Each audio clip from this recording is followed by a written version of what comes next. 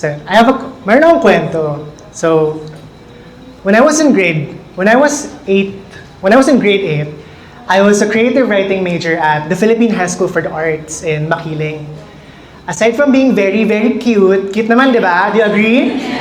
Ayan. Aside from being very, very cute, I was completely enamored with art, specifically with poetry. I loved it.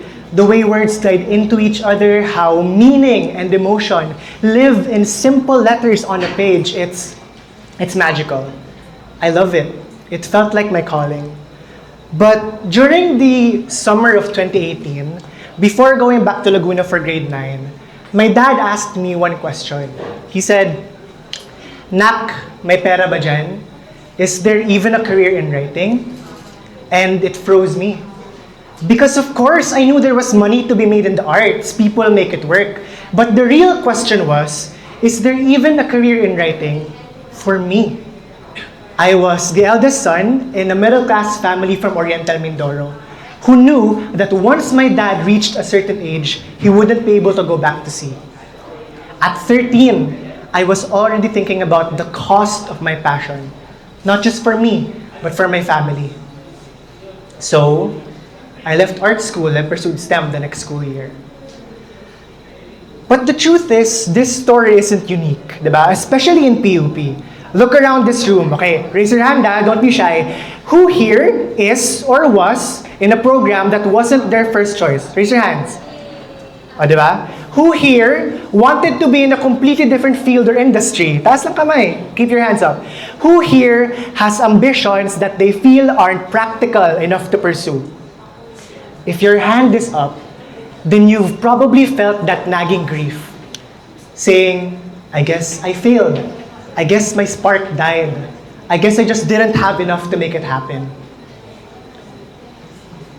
Earlier today, we heard beautiful stories from Miss Eva and Miss Chanel about how one small spark can grow into something world-changing. And those stories deserve to be celebrated, yes, but they made me wonder, what about the people like us? The people who felt that same spark, but didn't have the chance to let it blaze. That question led me to think about fire, and about the story we were told to believe about how fire is supposed to work.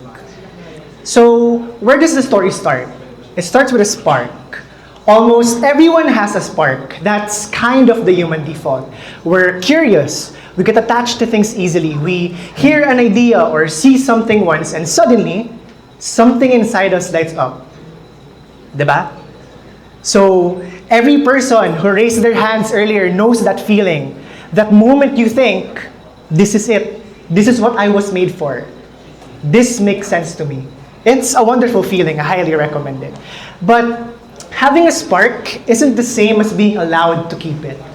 Because somewhere along the way, we were taught that a spark only matters if it becomes a blaze. If it doesn't turn into a career, a business, or 1 million followers, then it's just a phase. It's a distraction. It's a waste of time. We're told that if we really love something, we'll find a way to make it big. We'll work harder. We'll push through. We'll make it blaze. But at the same time, we're dropped into lives where blazing is almost impossible. We're told to dream big while cramped in a small dorm room in Santa Mesa, worrying about rent. We're encouraged to spend time being more creative in a commute to Pureza, 2-hour jeepney ride to Pureza. We are asked to innovate in environments that leave us tired, anxious, and constantly doing the math in our heads, whether it be grades or money. That's the reality. For a lot of us, all of our energy goes into surviving. There's barely enough room left to breathe, let alone blaze. So, we end up stuck in this quiet, cruel contradiction. We're told that our passions only matter if they become something big, yet we are denied the conditions to even try. If we chase the blaze, we're irresponsible. If we don't, we're unambitious. Either way, we feel like we're failing some invisible test. It's a losing game. And when we can't win that game, on top of being justifiably angry at the rules, we should be angry at the rules, we start turning on ourselves. We start saying things like, if I can't be a real writer, why write at all?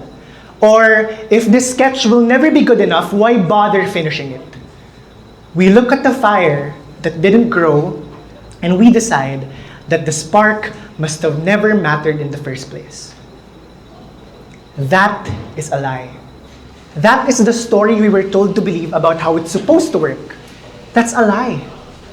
And for the longest time, I believed it. I thought that because I had left art school, because I chose something more practical, that I had failed my spark. I thought that the fire was out. I grieved it like something I had lost forever.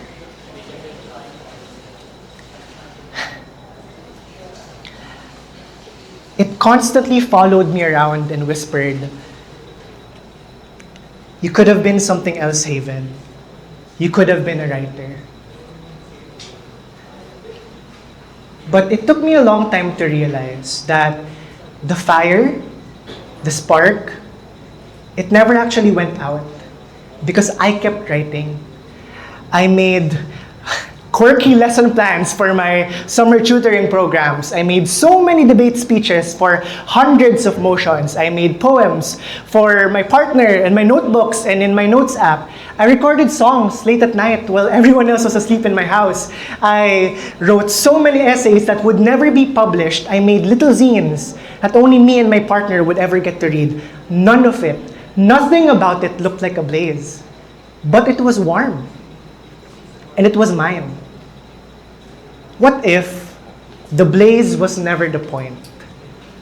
What if the small, quiet spark of creating something just because you love it isn't failure, but a form of resistance?